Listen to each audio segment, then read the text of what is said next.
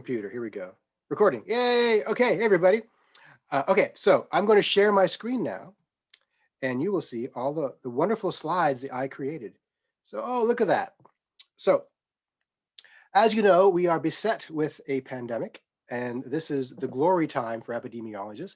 The root word of epidemiology is epidemic, essentially, but we kind of deviated from that in the last few decades, talking about, causality and measurements and study design, all the great stuff for epi. But now this enormous global crisis has put the infectious disease pandemic aspects back under the microscope.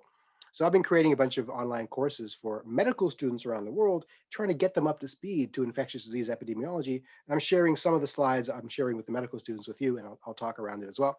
And it's an exciting time because everybody, A, wants to be an epidemiologist now, and everyone, B, thinks they're an epidemiologist now, if you base it on Facebook comments. And the amount of hate mail that I get, you wouldn't believe how much hate mail I get. It's astounding. All right, let's begin. All right, so first we're going to distinguish between outbreaks, epidemics, and pandemics. They kind of describe almost the same thing, but not really. And there isn't hard cutoffs between them. These are qualitative distinctions. So an outbreak really is just the manifestation of a disease in a few individuals, like diarrhea that you got from the office picnic. And I got some good diarrhea stories if there's time left over, which there won't be, but I've always got diarrhea stories. An epidemic is when an outbreak is happening in a larger geographical spread. And a pandemic really is when it's global. Now, that's a very vague way of saying things. In fact, an epidemic is the instance of a disease at a rate more than you would otherwise expect. So if you expect like one case of cholera in Ontario per year and you get 3, that's an epidemic, technically. Now, some people have, hard cutoffs. The WHO, as you know, took their time declaring COVID-19 to be a pandemic. And the last pandemic they officially declared was 2009, the H1N1 flu. That's because for administrators, declaring a pandemic is a resource-intensive declaration. It means that some things must be triggered.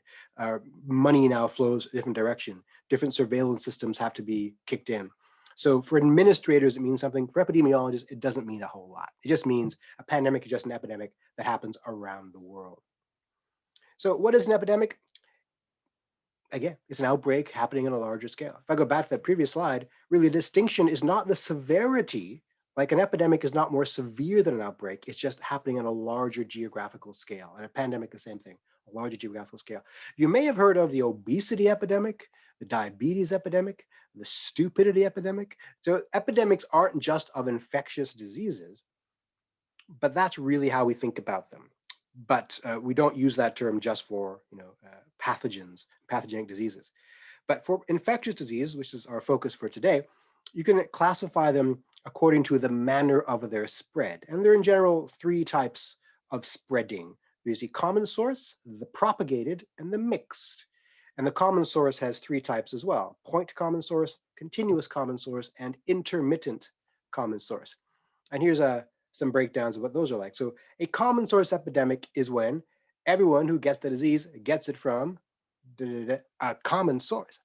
So maybe you're all at that picnic held by the office, and someone brought in a bad batch of chicken salad, and everyone gets sick from the chicken salad. That's the common source. Okay, or maybe you get it from tainted water, which is very common. That's a common source. Or from a factory runoff upstream. That's a common source. Usually you get it from within one disease cycle. But a point source epidemic, that's when there is a particular point that we can identify that all other cases manifested from, usually a point in time. The example of the picnic chicken salad is one. So very often, public health epidemiologists are brought in to investigate outbreaks of diarrhea at like weddings or picnics and things like that. And they track it back and figure, oh, it was Bob brought the chicken salad and he got everybody sick. So that's the point source. And usually all the cases tend to be within one incubation period of the disease because they all got it at the same time. A continuous common source is when they're exposed continuously from this common source. And again, the example of tainted water. If your water supply has bad stuff in it and you're drinking from it every day, you are continuously being exposed. And so the number of cases you're going to get are more than just one incubation period. You're going to get it over the course of the entire year, probably. So it implies that there's a common source that is always there. It didn't go away like the chicken did from the picnic. Intermittent common source is when occasionally it's there, occasionally it's not. An example of this would be if you are in a village downstream from a factory that is pumping toxins into the water, and that's the water that you drink from, but it isn't pumping toxins every day of every week. It's like every other week they do a thing and they dump some mercury in there or something. So people are getting sick on a regular basis over a time period, but not every single day. So that's intermittent common source. And propagated is what most of us think about with infectious diseases. Did you hear my dog barking in the background? No. So that's when one person gets it and then give it to somebody else and give it to somebody else. And that's how infectious diseases of the COVID variety and the flu and the common cold work. It's spread by people. It's propagated by people. You can have a mixed process too. We have features of both common source and propagation. For example, shigellosis, which is a disease you get from drinking water that some animals have pooped into who are infected. So campers can get it. So it's entirely possible that someone goes camping, they drink for some water, and I mean, a bunch of campers go, they drink some tainted water and they get it. That's a common source. But they go home and they make dinner for their family and they pass it on to their families through their unwashed hands and things like that. So they are propagating it, but it was a common source originally. So there are mixed features. And how we graph the epidemic curve reveals the nature of whether it was a common source or propagated or mixed. So let's talk about the history of pandemics, at least recently. So right now, of course, we're in the midst of the COVID era, which would be a defining moment in your lives, guaranteed. And this is, we know now, due to the SARS-CoV-2 virus, which was, we think, originated in China in late fall of 2019. And since then, we've had more than 1 million deaths, over 50 million infections, I think, or 35 million. I can't get my numbers straight anymore. There's so many. And it's still raging along. Very recently, the HIV/AIDS pandemic, which is still with us, of course, but it's past its peak due to having therapies and control mechanisms in place. Between 2005 and 2012 is when the peak years were, and that's killed 36 million people. So it is, by all measurements, a far worse pandemic than COVID. It's just the control is more obvious because of the nature of the transmission. We'll talk about that later on. Influenza is always a concern. And the next great pandemic will probably be influenza. I mean, influenza is a torturous, destructive disease, believe it or not. As I mentioned, 2009 was the most recent pandemic officially declared, but 68, 56, 1889, all these famous flus. And of course, the Spanish flu of 1918, which is what we were always comparing COVID to, killed, we think, over 50 million people. In fact, it may have been one of the causes of World War I ending, because it might have taken so many soldiers off the battlefield that you couldn't fight anymore. And it's an odd disease because it affected the young more than the old. COVID seems to kill mostly the old, as you know. The Spanish flu killed mostly the young. A lot of theories around that. Maybe a version of it was floating around for generations earlier, and older people had been exposed to it, so had some lingering immunity. And in fact, today, H1N1 floating around is a descendant of the Spanish flu. It has genetic components of the Spanish flu. So these diseases never really leave us. They have a genetic lingering in the population. Go back further, the cholera pandemics. There's one going on right now, believe it or not, that doesn't get much media play. It's killed millions of people. And in fact, epidemiology was founded, I don't know if in this course you've covered the history of epi with John Snow being the founder, but John Snow was an investigator in the 1800s in London, and he was looking at outbreaks of cholera and found they all came from a single pump in the neighborhood, the Broad Street pump. And you can go to London now and visit the pump. It's there enshrined as a historical monument, as the foundation point of epidemiology. Again, what kind of propagation was this? Was it common source, propagated, or mixed? You think about that. But that's how epidemiology was discovered, by investigating cholera using mathematical methods. The plagues of London that include the Black Death, that is bubonic plague caused by the bacterium Yersinia pestis. multiple scores of outbreaks over the years, killed possibly 20% of Europe. Smallpox, as you know, was a great scourge of until very recent times, and we wiped it out. It's one of two diseases, possibly three. Guinea worm is still with us, I think. We've eradicated two diseases, rinderpest, which is an agricultural disease, and smallpox, possibly guinea worm. I'm not sure about that. But smallpox was eradicated when epidemiologists figured out that you only had to inoculate a certain percentage, the herd immunity percentage. And we did it with an effective vaccine. But before that, smallpox was the great big killer of most Native Americans when the Europeans arrived. So tens of millions of deaths. The Black Death, of course, was the bubonic plague, 200 million deaths. The plague of Justinian, named after the emperor of Byzantium in the decades post-AD, was also bubonic plague. We've been struggling with bubonic plague for a long time. So one thing I'll mention about Black Death, of course, is we learned many things about infectious disease control during the Black Death outbreaks, among them quarantine. So 1348 was the first time we used quarantine as a public health measure. This was done in Venice in response to the Black Death. And keep in mind, back then, we didn't know what pathogens were. We didn't know what caused the bubonic plague. Was it a curse from God? Was it ether, miasma coming out of the swamp gas at night, which is one of the theories? We didn't know. But we know that the infected people, if you lock them up, they're not going to give it to anybody else. So the gears were churning amongst investigators. Zoonoses, if you haven't covered it already, that's a kind of disease that comes from non-human animals and jumps into humans. So many of the worst pandemics in history were caused by zoonotic diseases.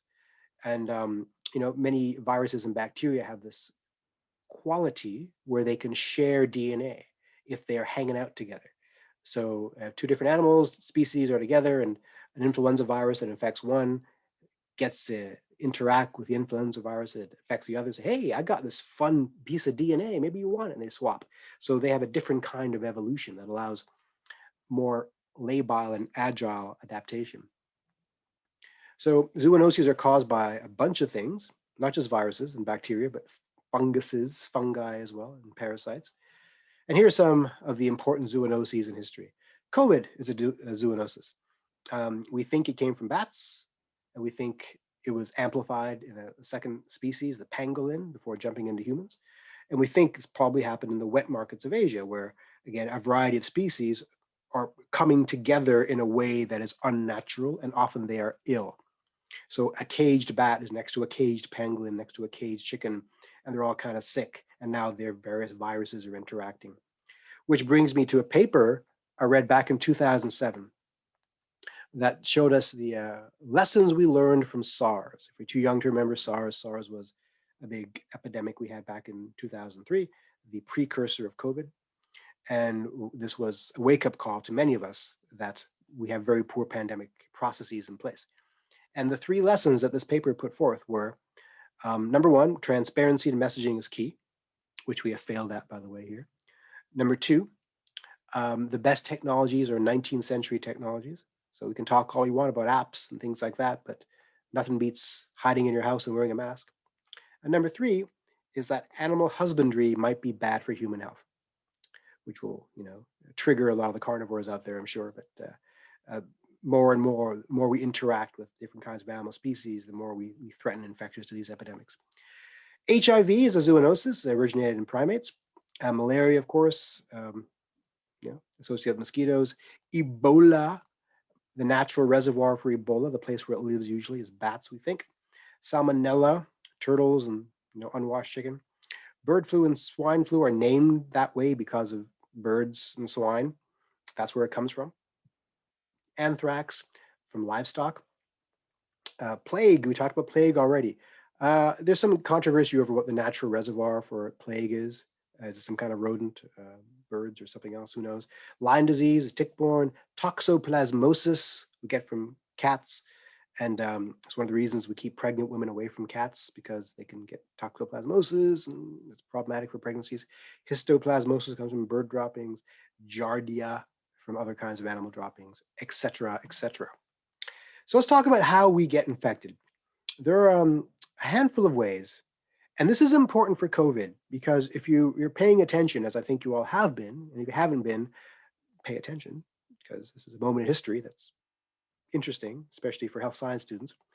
We didn't know really how COVID was being transmitted. We made some assumptions. We're wrong about some of these assumptions. So one way that infectious diseases are transmitted is via direct contact. So that means that when my mucous membranes interact with your mucous membranes, yes, right? So maybe sexual contact is an obvious way that works. Blood sharing, you know, that works as too. So HIV, famously, you get it from tainted blood products or from sexual contact. So mucous membranes interacting. Feces as well. You can interact with people's feces, as many are wont to do, and get infected. I'm watching Annie's face for reactions to my jokes, and she never reacts. It makes me very upset. So then we have droplet transmission, which is how we think COVID is most commonly transmitted. So droplets are chunks, virus wrapped in respiratory fluids that are ejected from our lungs and projected beyond our face. And they're heavy droplets. They're maybe 3 microns in width, and they tend to fall to the ground. And if they land on your face and make their way to your mucous membranes, like your nose, your mouth, your eyes, then they gain entrance into your body and you get infected that way. There's a lot of controversy about how far they drop. And this is why we have social distancing. So a lot of studies have been done this past century over influenza droplets. And they found that about 95% of influenza droplets fall within 1 meter of someone breathing. And 99.9% fall within 2 meters of someone breathing. And for every meter you add, the risk drops by another 50%. That's why some countries only have a 1 meter social distance rule, because that's 95%. Other countries like Canada have a 2 meter rule. The USA has 1.8 meters because that's 6 feet, and that's how they operate. So there's controversy there. And also, if you're talking, droplets go further. If you're singing, they go further still. If you're coughing and sneezing, they go really far. And of course, we've got data suggest in some cases they can go like for 18 meters. But on average, most people's droplets fall within 2 meters. So that gives us a tool now, a mitigation tool. Keep your distance. Now transmission can be reduced at the population level. Indirect contact, we call this fomite contact. That's when an object is in between the person who's infected and the person getting infected. So imagine that you sneeze on your hand and you touch a doorknob, and someone else comes along, touches that same doorknob, then wipes their face, and suddenly the gook from the sneeze is now in their face. That's what fomite transmission is. Originally, we thought this would be a huge thing with COVID. The common cold has a strong fomite component, which is why if you wash your hands regularly, you can avoid getting the common cold.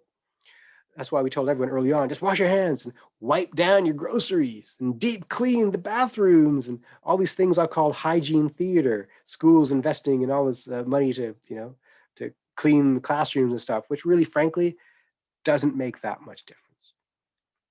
It probably helps a little bit, but from my point of view, for COVID, fomite transmission is not a big deal. It does happen, probably. We have no actual strong evidence. It probably happens, but it's droplet most of the time, we think. Now, that brings us to airborne. And this was controversial for a long time because only a handful of diseases are truly airborne. Chickenpox is airborne. Measles is airborne. Airborne diseases are when the nuclei of those droplets, which is much smaller than 3 microns, floats about in the air. If you look around your room right now and you see bits of dust flowing around, that's essentially an aerosol particle. So imagine like a virus landing on that and float for hours, if not days. Whereas, the droplets fall right away, aerosols float around. So aerosols are very dangerous and they could infect really powerfully. And over the course of this year, you probably saw the debate over, is this an aerosol disease or isn't it? It is. There is no debate. It's an aerosol disease.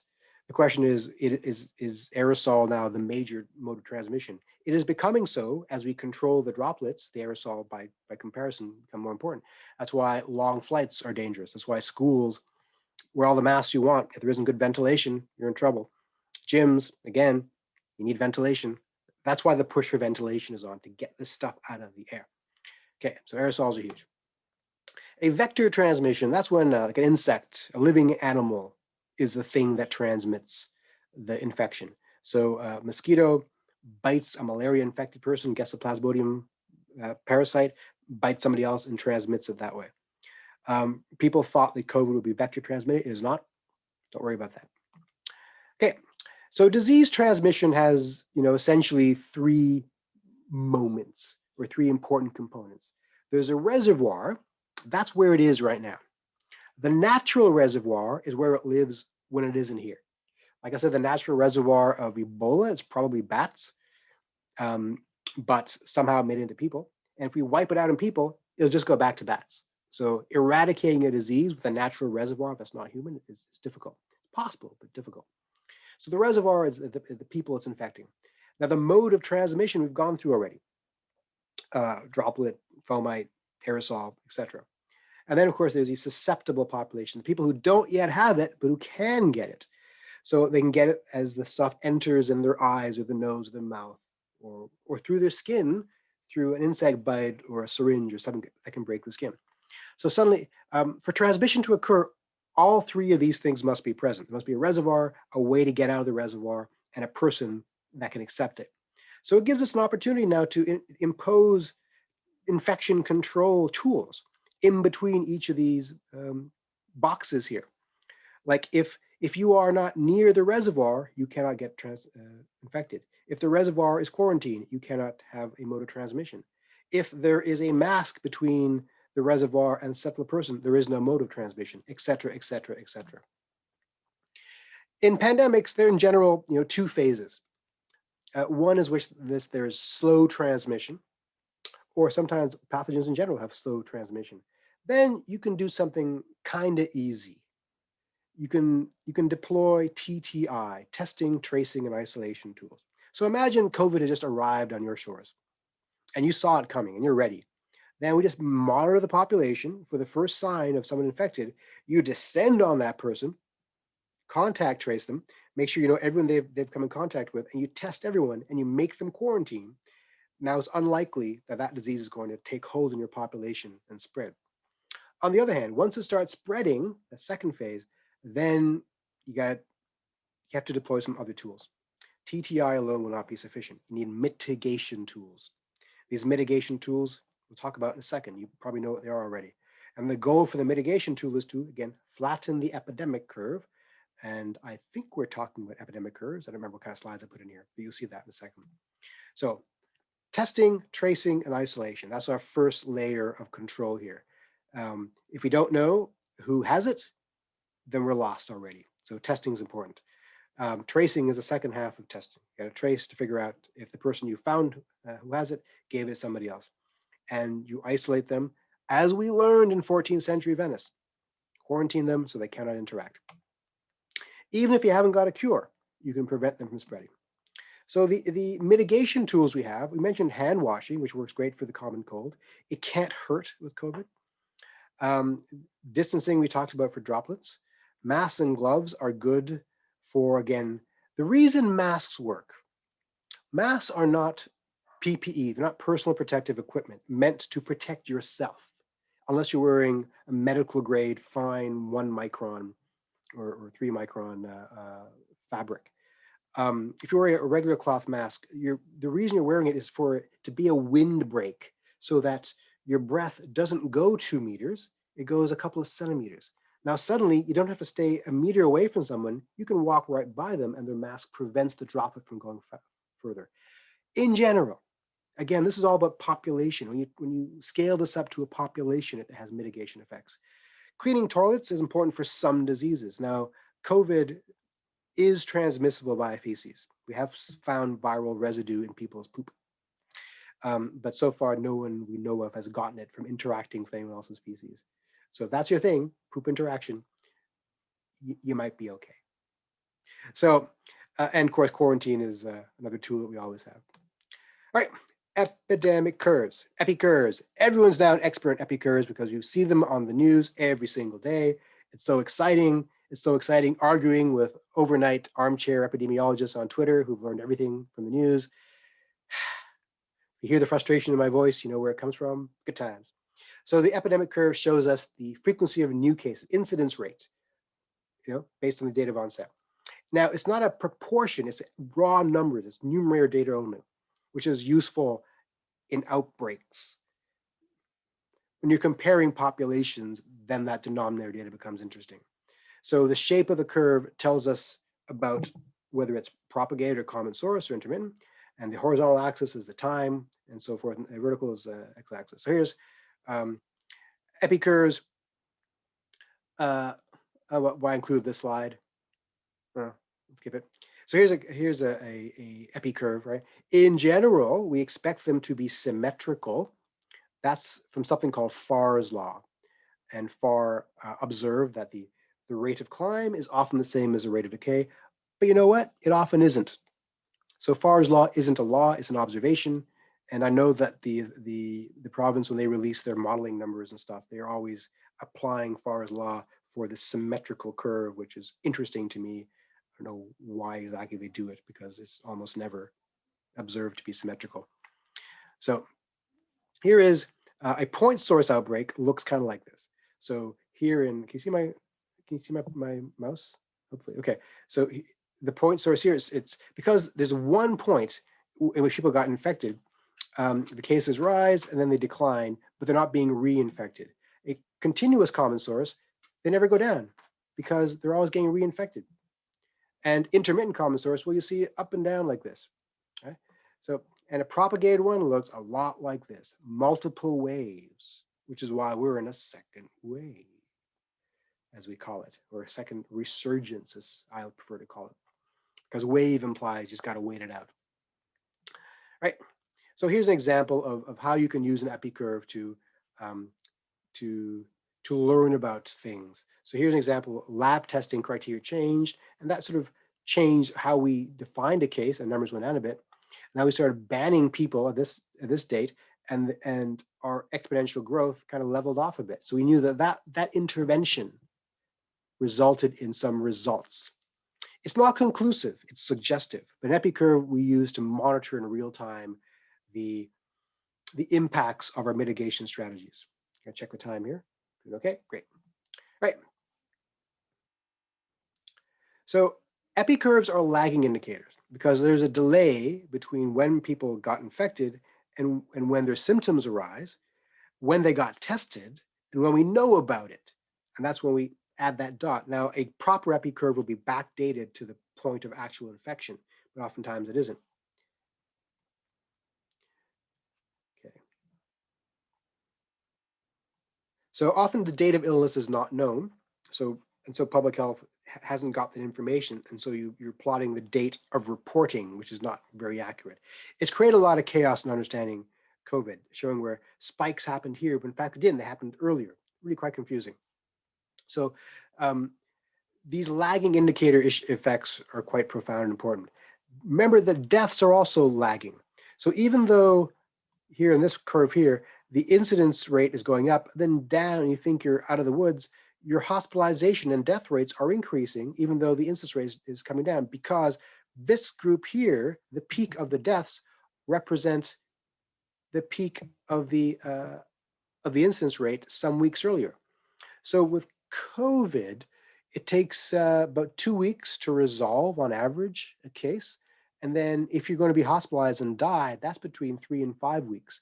So the moment you see a spike in cases, you wait between 3 and 5 weeks to see that same spike in the hospitalization and death data. This is a difficult thing for decision makers, media, and the public to get around their heads. They see the numbers are going down and want to know why are our hospitals still overwhelmed? Because of lagging indicators, and also because of exponential growth. Because we let the cats out of the bag, and now we start putting some cats back in, or the bag is closed, but guess what? The cats are still tearing down your curtains and things like that. So exponential growth and lagging indicators cause crisis in understanding what's going on. So let's talk now about the indicators we use to track epidemics. Among them, you probably covered in your course the case fatality rate. It's probably the first important metric for understanding the lethality of a disease. And it's simply the fraction of known cases that die. the fraction of known cases that die. And the key here is the known cases. So the number of confirmed cases is the denominator, and the number of deaths caused by the disease is on top. Notice I put caused by the disease because a clinical determination is made that the disease played an important role in that death. It isn't simply everyone who died. Like the big COVID denial thing. Well, if you happen to have COVID and got killed in a car crash, they count that as a COVID death. They're inflating the numbers. Well, right? No, a clinical determination is made that there's COVID was in that causal pathway. We usually give this as a percentage. There it is. So the thing about the CFR, though, it's really an estimate of the IFR, the infection fatality rate. And this is another cause for headaches in Twitter and Facebook world as I do battle with the deniers every day. Because the IFR is going to be lower than the CFR. Why? The IFR is the true probability that you're going to die if you get this disease. The CFR is not. The CFR will change on a week-to-week basis because we know about a different number of cases. And also we know about the worst cases because the people who get tested are the most serious ones who come to you and therefore more likely to die. But the IFR, the denominator is everybody who gets the disease, whether you know about it or not. And the numerator is everybody who dies of the disease, whether you know about it or not, which automatically lets you know you're never going to get an accurate estimate because there are many you'll never know about. So IFRs are always modeled, never computed outright. So there's a lot of debate in literature about what the true IFR for COVID is. Most agree it is somewhere between 0.5 and 1%, which doesn't sound huge, but it's huge. For an infectious disease of this nature, that's a large number. So here are the IFRs for 1918 flu, we think is 0.27%. If COVID is like 0.6%, 0.7%, that's twice as big already.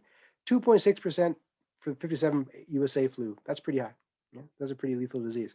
So the worst case of the regular flu is about 0.12% IFR. If COVID is 0.6%, again, that's 5 times worse. So, and if it's more infectious, it's going to affect a lot more people. Therefore, that larger denominator means more actual raw deaths. So right now in the USA, they've got 250,000 deaths. On a given bad flu year, you'd see 50,000 deaths. So automatically, there are 5 times more deaths. Right? So it is far more deadly than the flu, despite what you may hear from your idiot friends. Okay, so some things that affect the CFR. Clinical experience. So the more experience we get with treating a disease, the death rate is going to come down. The CFR death rate is going to come down. Right, so right now, if you get the disease, get COVID now versus February, you have a higher chance of living now because now we know the ventilator settings. We have some drugs from Desivir, which probably doesn't work actually, dexamethasone, which definitely does work, and some new monoclonal antibodies, et cetera, et cetera, et cetera. The comorbidities of the patient affect the CFR, as we all well know now because the rallying cry of a COVID denier. But what about the pre-existing conditions? By the way, who's got pre-existing conditions? Everybody's got pre-existing conditions. You know this if you ever tried to buy travel insurance. They'll ask you, got any pre-existing conditions? Yeah, I got asthma. Oh, well, we can't insure you. So everyone's got pre-existing conditions. So just put that nonsense out of your head right away. Okay, and new treatments will emerge as we are seeing right now. Okay, measuring the denominator is a big issue. As I noted, the more testing you do, the more people you find. And if you widen your testing parameters, you find more milder cases who are less likely to die. So the CFR comes down again. So in early September, people were asking, hey, the cases are going up, but the death rates aren't going up. Clearly, has the disease mutated? The disease did not mutate. What happened was we were testing more asymptomatic people who were less likely to die. And so the death rate. Yo, dog, I gotta pour your coffee so I can make myself some. You gotta what? I gotta pour your coffee somewhere so I can make myself some. Okay. So someone needs to mute their mic there. All right. So here we have the CFR in China from January to February. And we see in different parts of China, it's going down. Right? The disease didn't mutate. It's just that the testing parameters changed and experience in treating it changed as well. Right? And you can use the CFR as an indicator of your health system responsiveness. If it, I mean, poor countries are going to have higher CFR, they have worse medical care. Yeah, simple as that. You'll find as the disease gets worse in terms of overwhelming a system, like we'll see in Utah. Utah are rationing care now, which is scary. The CFR is going to go up because they're not able to give people the same quality of care. Right? Now here are the IFRs, or the initial CFRs rather, all over the place because different countries were doing different things, different capacity to respond. Now let's talk about the reproduction number. This one makes the news all the time, and now everyone's an expert, so let's go through. The R naught is the base reproduction number. This is, before you apply any mitigation tools, what's the average number of people, the average number of new infections that an old infection will produce. So if it's 2, well, I told 2 friends and they told 2 friends and so on and so on and so on. Right? The thing about the R naught is if it's 1, everything is cool. If it's anywhere greater than 1, 1.001, that is by definition exponential growth. Okay, so I'll see if I got an example here. Here's a nice little graphic. Got to move my little screen around here. So here's if you look at that middle scenario, this is the R naught of 1. At time 0, 2 people are infected. These are yellow people. At time 1, which is defined as when those first 2 people are removed. And by removed, I mean either they recover or they die. In either case, they're not infectious anymore. So at the end of time 1, when these 2 people are removed, they will have infected exactly 1 person each, R equals 1. So now, how many infectious people do we have? 2. At time 2, when these 2 people now are either recovered or dead, they will have infected 1 person each. So 2 and 2 and 2. So throughout the entire time, there are exactly 2 people who are infectious. Steady state. The pandemic is not growing or shrinking. We can manage that. If it's 0.5, let's say, you have 2 people after one cycle, disease cycle. So these 2 people are either dead or recovered. They will have infected on average 1 person between them. And by the time this person is recovered or dead, they will have infected 0 people. So the pandemic is extinguished within 2 disease cycles. If it's R naught is 2, what happens now? After 1 cycle, these 2 people have infected 4. After 2 cycles, they've infected 8, and so forth. What's that? 16 and 64. So that's exponential growth. If it's 3, oh my God, it explodes horribly. If it's 1.1, it grows up slower, but it's still exponential. An R naught of 1.1 is terrifying. In Canada right now, we have somewhere between 1.2, 1.4. That's why we're in the crisis we're in. We're in exponential growth. It doesn't take a lot to overwhelm.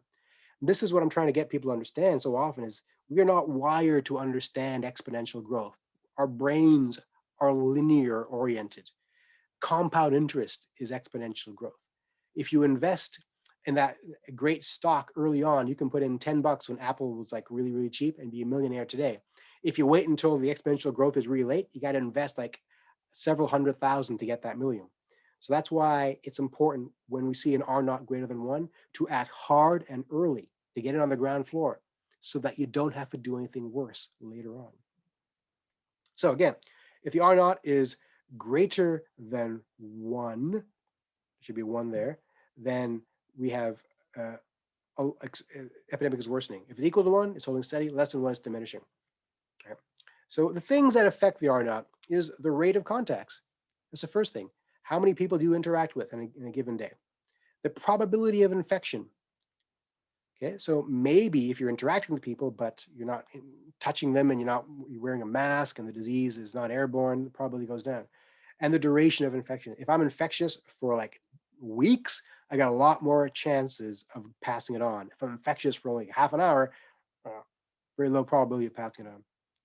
So we talk a lot about herd immunity. What is herd immunity? The example I always give is if you are, let me check the time here. We're doing time-wise. Okay, got a good time. If you are, let's say, in a herd of cattle walking down the ravine, as herds of cattle do, They keep the young and the weak in the middle, and the strong cows are on the outside. The cows and the bulls are on the outside. The thing is, if they encounter a predator, they will deal with the predator so well that the ones inside the herd not only are protected from the predator, they don't even know the predator was there in the first place. They have herd immunity from that predator. That's what we want for diseases, to have sufficient people that are immune so that those who aren't immune don't have to deal with it. They're in the center of the herd. So how do you compute what that threshold is? It depends on the R naught, how explosively infectious that disease is. And essentially it's 1 over the R naught is the proportion of the population that needs to be immune before the disease cannot take hold and expand further. For COVID, we think that's going to be around 80%. 75, 80%, depending upon what the R naught is. So here's some examples of R naughts and the herd immunity thresholds. So for measles, let's go back to COVID first. COVID, it's droplet, probably airborne. We think the R naught somewhere between 1.4 and maybe 4. I think it's probably around 2, to be honest. That means our herd immunity threshold is going to be just under 80%. So as the vaccine gets enrolled, that's the target. Look at measles. R naught of up to 18, because measles is scary infectious, which is why we should cling to that measles vaccine and love it. Love it. Like it's your long lost girlfriend or boyfriend. Love that measles vaccine. It keeps us from having torrential epidemics regularly. If we wanted to create herd immunity, we need like 95% of the population vaccinated. So all these anti-vaxxers denying the measles vaccine, it doesn't take a lot to create a crisis to reduce the herd immunity threshold. Smallpox, same thing, right? We managed to eradicate smallpox by inoculating 86% of the human race. Take a bow, scientists. That's extraordinary, right? And so on and so on and so on. Right? So if influenza every year, the uptake of the flu vaccine is about 40%. So we barely make it sort of every year.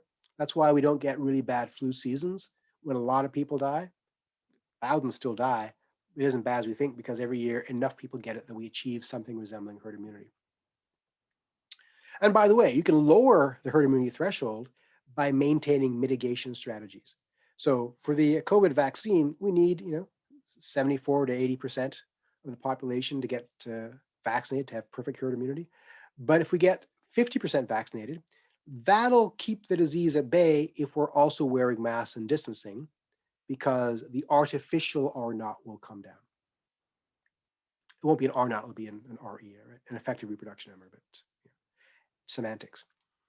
So let's talk about modeling now, because every now and then governments release a model, and the media always calls me to comment on it. I never know what to say because it's a model. What do you want me to say? It's a graph. Look at the graph. Graphs are graphs. So in general, the challenge with modeling, as I mentioned, is differentiating between linear growth and exponential growth. And the idea that the disease are going to explode exponentially, mitigation factors and behavioral factors will slow that growth, flatten it out, and eventually drive it down. So the most common epidemic model is called the SIR model. It stands for susceptible, infected, and this should be removed, not recovered. I got to fix that. Removed. So we all start out susceptible because we don't have the disease yet and we're not immune, so we can get it. Some people become infected. Amongst those infected people, eventually all of them will be removed. Either they will recover or they will die. Either way, they're removed. So the flow of people from this compartment into this compartment into that compartment is what we're really modeling. And they're described by differential equations. Sometimes we expand the SIR model into the SEIR model, where an E is for exposed. So not everyone who is susceptible is going to be exposed. Some people will hide in their houses. Some people just don't come into contact with the people who are infected. So the rate at which susceptible are exposed is a factor that affects the rate at which they become infected and infectious. I got to fix that. And the rate that they become removed from the situation. Now, the model has differential equations associated with it. So it's a function. So S of t, I of t, R of t, and so forth. Right. So And these describe the fraction of the population that remains susceptible. So as the epidemic continues, that fraction diminishes because more people become infected, fewer are susceptible, more become infected, and more also are removed. I got to fix all these slides, man. Here's what it looks like. So if you follow the blue, this line here first, the dark blue one, or the whatever that is, mauve, what is that color? I'm a standard stupid man. I don't know colors. I know your basic red, green, and blue. I don't know what mauve is. So this is the removed population. Hang on. This is let's back up. Susceptible population starts at 500 people. Everyone is susceptible. As the disease continues, that number diminishes. They're recovered or removed. No one's removed, but as the disease continues, either people die or become immune and eventually saturate out at 500. But the infection, that is the epi curve that we want. That shows it climbing to the point where almost all the susceptible people have been infected, reaching herd immunity, and then it diminishes after that. So you probably see in that shape in some of the models presented by the governments. That's essentially what they're doing, presenting a combination of differential equations interacting such that we get that shape. So here's the Spanish model that they used early on in Spain. So as you see, the infected people go up and it comes down, and the recovered increases at the same rate. There's also a couple other factors to consider, the C and R. So the C is how quickly people become infected. So it's the rate at which we interact with each other, the contact rate. And the small r, not the r sub naught, the small r is how quickly people become healed or recovered. Yeah. So how long will you spend in the hospital before we can remove you from the model? So those two factors, when you divide them, that gives you the basic reproduction number. That's how we compute it. Now, there are actually a number of formulas for computing the reproduction number at a given time, but they're all kind of based on this idea. Important quote here, all models are wrong, but some are useful.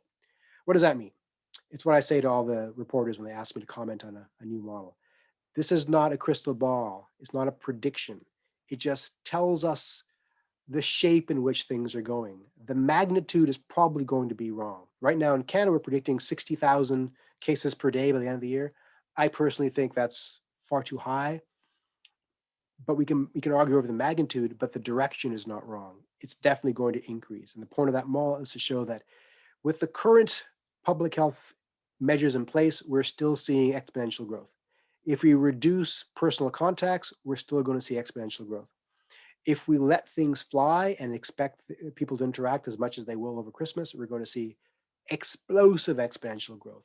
That's how the model is useful. The actual magnitude we can debate, but it allows us to steel ourselves for worst case scenarios and to understand that current mitigation strategies right now are insufficient in Canada. Additional tools need to be deployed. So let's talk a bit about the epi of COVID-19, which is supposed to be most of what I talk about here, which I kind of got off on a tangent. If you don't know, SARS-CoV-2 is a single-strand RNA virus. We have DNA viruses as well. This is what it looks like. And on the surface is things we call the spike protein, which is important because all the new vaccines are based upon identifying the spike protein. And they're so cool. New vaccines are so cool. It is a kind of coronavirus, which is the virus that describes much of the common cold. SARS and MERS were also coronaviruses. We don't really know where it comes from. Cue the conspiracy theorists, but we think it came from a bat, and we think it came from the wet markets of China. And as I mentioned, we think transmission is usually through droplets, but maybe airborne as well. We think that peak viral load occurs in 4 or 5 days. You're most infectious about 2 days before you start showing symptoms.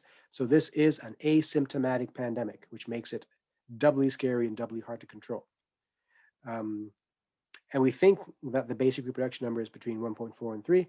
In China, it was like 5.7, which is pretty high, which scared us a bit. And that means it explodes through populations, especially long-term care facilities.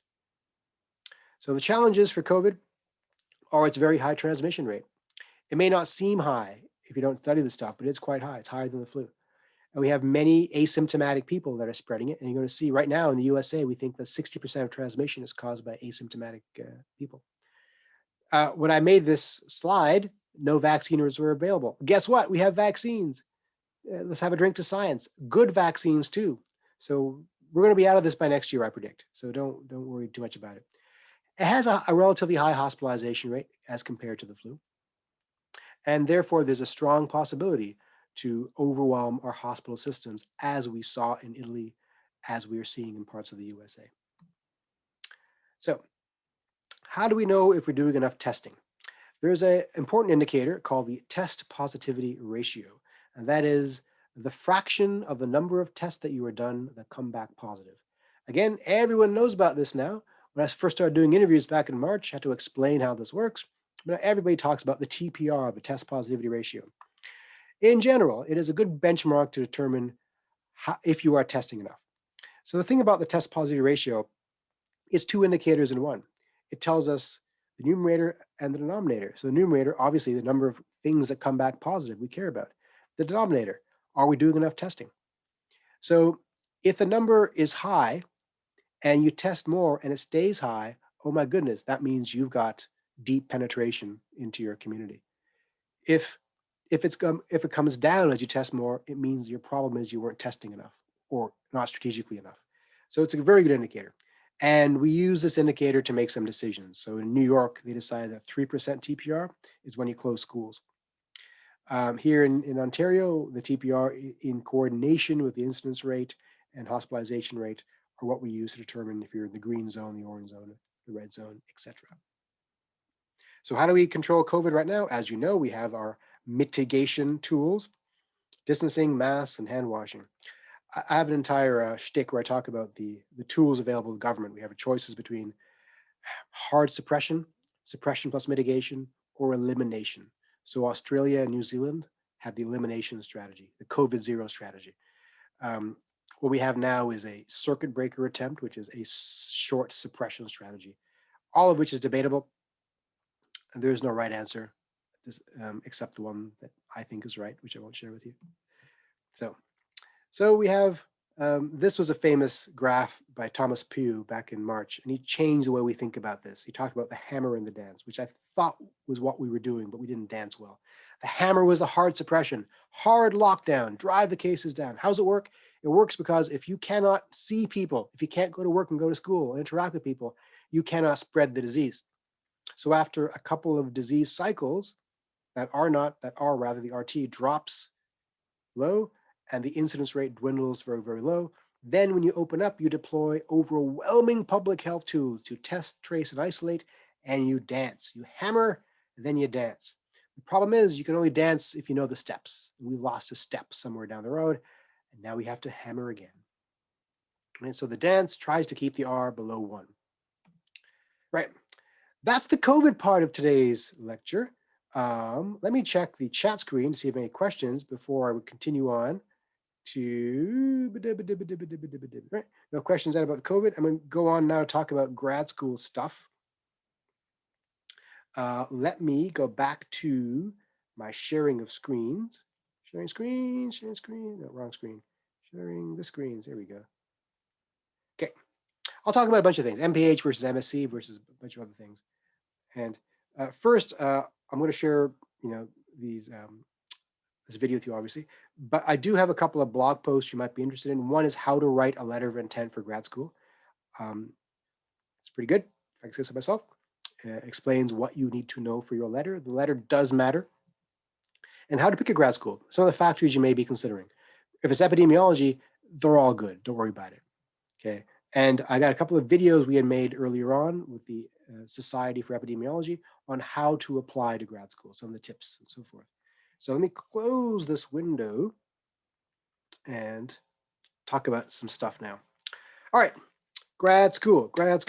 First of all, the difference between MPH and MSc Epi.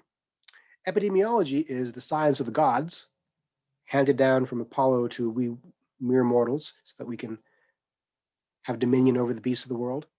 And MPH is a watered down version. No, I'm kidding, mostly.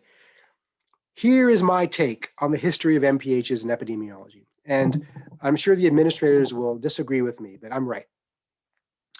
MPHs were created for clinicians, doctors and so forth, to gain insights into the socio-demographic aspects of health, to take it back into their practice. Around the 1980s, MPHs started being offered to undergrads directly out of school to do similar things, but they haven't got the same capacity to take it into clinical care. As a result, there are a lot of MPH programs out there. It is considered a professional degree. It is cheaper for us to offer than an MSc program because you aren't working one-on-one with a professor, you aren't doing a thesis. You will do a large capstone project, which is not the same as a thesis. A thesis is genuine independent research that's gauged by a committee and you have it defended, et cetera, et cetera, et cetera. But in my experience, my students who do MSCs in epi, first I'll say there's no such thing as an unemployed epidemiologist. I know of one, and there's a reason she's unemployed. It has nothing to do with epidemiology. You know what I'm saying? You know what I'm saying? So there's no such thing as an unemployed epidemiologist. All of my students who with MSc EPIs are snatched up pretty fast. All my students with MPHs, also 100% employed, snatched up a little bit more slowly. It just takes a bit longer. So an MPH has EPI in it.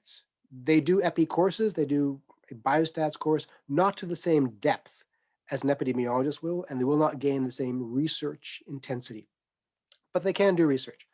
I will never dissuade you for an MPH. In fact, I highly advise most health science students who don't know what they're doing, who don't want to go to medicine, to strongly consider an epidemiology program with a thesis, because it opens a lot of doors. And even if you don't want to be an epidemiologist, it makes you a better person because we're all such excellent people. It makes you a good thinker in society, a critical thinker. An MPH is a good option. Now, we have these competing new programs. There might be an MSc EPI without a thesis. I don't like that idea, but it's there. You know, the MPH is only, I think, 1 year. I can't remember. Some programs offer 1 year, 2 years, I think is typical. And U of O has starting an MPH program soon. We have an MSc EPI, which is excellent. And we have a new MSc EPI with no thesis, which I kind of look at slant-eyed, but it's there.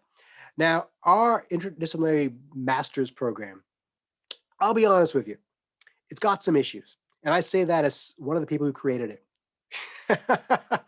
So one of its issues is it's completely bilingual, and many of the professors teaching it are not, myself included.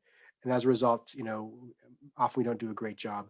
And so you're going to get a lot of diverse content for the interdisciplinary aspect, but not a lot of depth of content. So for the depth of content, you have to look to your supervisor.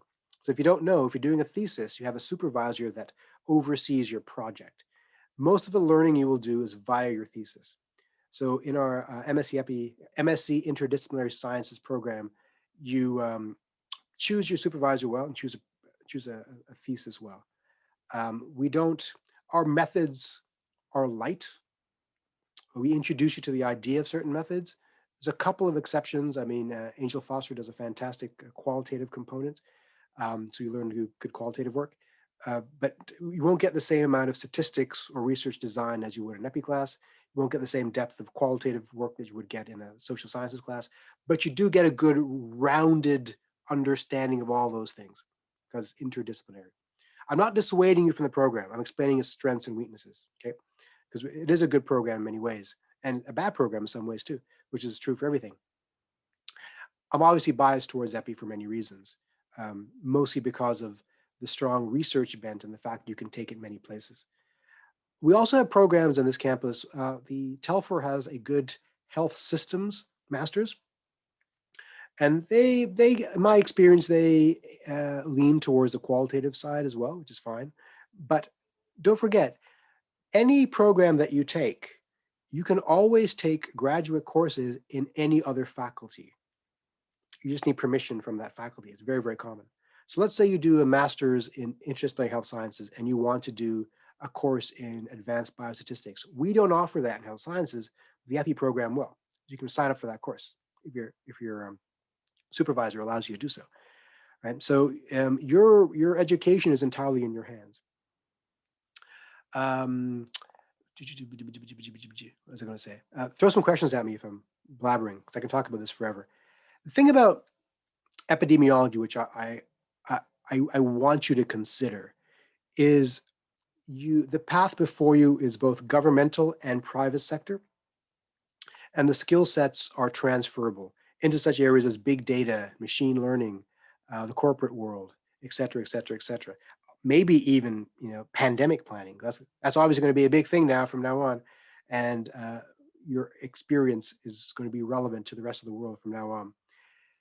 One of my former students described the MPH EPI distinction this way. He said, "You've already learned much of the social determinants of health stuff that you would get in an MPH program from your health sciences undergrad. That's what we're good at, right? Determinants of health. A lot of people aren't good at that. A lot of clinicians, that blows their mind that, hey, what's the cause of malaria? Is it mosquitoes? Is it the Plasmodium parasite? Or is it poverty? That blows their mind, right? That's obvious to you. So that's built into the MPH program. If you can add to what you know already about that softer sociodemographic stuff with really good, hard statistical and research design skills or qualitative methodologies as well, then you have a really powerful skill set. So maybe you don't want to do more of the same of what you're doing. You want to augment the skills you already have with different skills, more harder and difficult to access skills, because the world values things that are hard to get. Right? So if everybody else is doing it, it may be easier to get. It's getting harder to get into EPI programs. My biggest advice to get into any grad program, especially EPI programs, is try to get research experience that you can put in that letter and in your resume. It's hard as an undergrad, but everyone's got high marks now. And by the way, if you don't have high marks, it doesn't mean your path is done. There are other, the doors are still opening. Don't worry about that. It's just a little easier if you got all A's. But if everyone's got all A's, you got to stand out a bit, and that research experience really matters. So when we're sitting around that table, gauging applicants, we do look at, oh, this person wrote a paper. This person worked with a professor for a summer. Or this person didn't do any of those things, but got together with some friends and wrote a commentary for the school paper or for some other journal. Peer-reviewed publication is best if you can get one. So if you're not doing a 4900 independent research project, consider doing one if you got time. If not, volunteer with the professor and get some research under your belt. If you can't do that, consider some paper that you've written already that you're really proud of. You can rewrite that and submit to a journal. That matters. If you haven't done those things, then do a lot of reading. So when you apply to a grad school, it's important to know about that grad school. Cite the work of the professors in that school in your letter. Mention you've read that groundbreaking new study by Dr. Robitaille on syndemics and the other fascinating things that she's doing, because her ego will be out to here. She'll remember you. She's around that table. It's going to count. But beyond that, it's also, if you use the language of the field, then we know that you're serious. The one thing we do not want is someone wasting our time. Oh, someone wrote to a question here. Your thoughts on MPH program with the concentration in EPI. Okay, that's a marketing gimmick. All MPH programs have a concentration in EPI.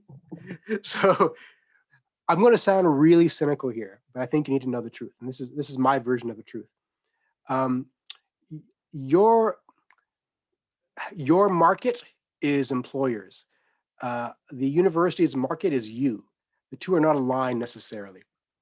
So beware of fancy sounding programs that sound really cool to get your attention and your money, but they don't give you any advantage in life. Okay, so as an example, I'm going to point to a particular university has a master's in global health. Sounds great. Students love it, have a great time, learn nothing. Right, and so then they graduate and they can't get maybe they don't want, maybe the job is not on their radar. Maybe they just want to go straight to medical school. That's fine. But if you're looking for a competitive advantage in the work world, look for a competitive advantage in the work world. Now, an MPH program should have a focus in EPI. If it doesn't, there's something wrong with it. So if you do an MPH program, and I hope you do because they're excellent programs. And again, I have former students who offer me jobs now because they have done so well in their lives with MPHs that they're in powerful management positions already. And but they do focus on certain skill sets. So let me go off on a tangent for a second here. In my opinion, there's a couple of things you should really be investing in terms of skills for your long-term career and for success in grad school, regardless what program you get into. Number one is learn a deep analysis. And that analysis could be biostatistics, could be epidemiological in terms of research design, could be some qualitative stuff, it could be econometrics, it could be interviewing skills, but some ability to analyze data, to take data and create information, and from that information, wisdom. The world wants that. That's number one. Number two is learn to communicate. That's not just giving Zoom talks like this, but also writing. It's never too late to be a good writer. And if you can do both, then you are a lower pantheon god in the realms of job seekage. So the more of these types of skills you can acquire in short order, the more powerful you will be, because it is a competitive world out there. That's what we're looking for. So these former students of mine who've done well have really coalesced around one or both of those two skill sets. Right? And the communications one is a fast track towards management. The analytical one is a fast track towards other kinds of opportunities. Maybe you don't like statistics. Who does? Who likes statistics? I hate it and I teach it. Oh, Annie likes it. There's always one. There's always one. But you don't have to love it, to just be good enough to be able to understand it when someone else talks about it. So I don't do any stats. I hire statisticians because I hate it, but they have to be able to explain to me what's going on, right? But maybe the epi aspects that you like are the communications aspects. Maybe it's the equity aspects. Maybe because epidemiology now is segueing into political science, to big data, to economics. Health economics is a huge growth area, by the way. And there are two ways in. One is through economics, and the other is through epidemiology. And in Canada, there may be 15 PhD level health economists that are in great demand at all times. You have a shortage. Yeah, we're doing time-wise, 2:15. I think time's almost up. So hopefully I've covered all the stuff. If I had to rank what I think a student should be applying for, if their goal is a competitive career in the overall health aspect sector, and they're really concerned about getting a job, I would put an MSc with epidemiology and a thesis at number one. And by the way, all the schools in Canada are great, every single one. And if you want me to rank which ones are best, I can do that too, but they're all fine. Number two, I would say an MSc Epi without a thesis, maybe. But I would really look askance at that. But number two, I think it's an MPH. MPH with a capstone project, as they all do, because they're really quite good. And number four would be any other science masters with a thesis. And after that would be any other science masters with no thesis. The thesis is kind of important because it shows that you can work independently, and everything you learn will be in the thesis. Really, honestly, you won't pay attention in class because who does? Right now you're not. but you'll learn from doing, right? So it's critical. Do a thesis and start looking now. It's never wrong to talk to professors. So let's say EPI programs don't require you to get a supervisor first. They don't. You can just apply now, and they'll find you a supervisor for the first year, and then you negotiate after that to get your permanent one. The Masters of Interdisciplinary Health Sciences does require you to have a supervisor. So if you're going to apply to that one, start talking to professors now, and they need to write a letter saying, I accept this person. The Masters of Health Systems also requires a supervisor. And it can be anyone on campus, by the way. It doesn't have to be someone from that department. You just got to negotiate a project. And the project is between you and the supervisor to decide. Now, if you're looking to get a supervisor now, I know it's terrifying. I get that. Start sending emails to professors saying, I've read this paper of yours, and read the paper. Don't just skim the abstract. Says, I wonder if I can talk to you about it. I'm looking at grad programs. They know what you're asking. And they'll either say, yeah, I'm happy to talk to you about it, but I haven't got space in my lab right now, or go away, or sure, let's talk about it. Then here's your chance to impress them. If they say no, That's okay. You still learn something, and that person will remember you. Interpersonal contact's important because that person might end up being on the admissions committee anyway and say, hey, I remember that person, that they came to talk to me, and maybe their marks aren't great, but they seem pretty eager. We should give them a chance. Right? So unlike medical school, with grad programs, your marks aren't as important. They're still important though, but they're not as important. Epi is getting so competitive that the marks threshold is getting pretty important. Our program in health sciences, the marks threshold is pretty low. So if a supervisor wants you, you're probably in. They just have to say they want you. And that's true for a lot of programs. MPH, I don't know what the criteria are. It is technically a professional degree. Some programs may require a GRE or GMAT. For the health systems degree, they definitely do require a standardized test. They will say GRE, but they will accept the GMAT. They will accept the MCAT. They won't tell you that, but they will. And they're just looking for a pass. You don't have to have a really high score. They're looking to make sure you're not intellectually challenged. But, that you actually can string words together and things like that. So it's a very, very low threshold for passing that standardized test for the Telfer system and for some of the other MPH programs. And also consider online programs. There's some excellent online MPHs, even a couple of online MSCs. I would say the very best one is Johns Hopkins, London School of Tropical Health and Hygiene, Tropical Medicine and Hygiene, LSHTM, whatever that stands for. They have a great fantastic online program. Expensive though. European schools you will get into. Might be expensive to get there, but they're cheap to attend. Sorbonne, Karolinska, excellent epi and master's programs. Probably in my opinion, the single very best epi and public health school is Johns Hopkins. Up there too would be USC and Columbia, Harvard top 10. Harvard. But the Canadian schools are really quite good. I would say the very best Canadian school is probably McGill, and they know it. It hurts me to say that. but Ottawa, and each school focuses on different things, but you will get strong basics in all of them. For example, in my opinion, Ottawa U is pretty good at health economics and pretty good at clinical trial stuff. Western is good at cancer, as is Kingston. U of T thinks they're good at global health. McMaster is good at evidence. UB, some schools people never think about. Saskatchewan, fantastic school. And by the way, I didn't mention yet veterinary epidemiology. Nobody ever gives this any thought, but that's a powerful, powerful career trajectory. And of course, the universities with vet schools have good programs like Saskatchewan and Guelph. Unfortunately, the veterinary epi world doesn't interact a whole lot with the human epi world. They don't come to our conferences a lot. We don't go to their conferences, which is a shame. But agricultural health is a huge thing, and there's always opportunity there. So if that piques your interest, explore it. So I've rambled on for a good hour and a half there.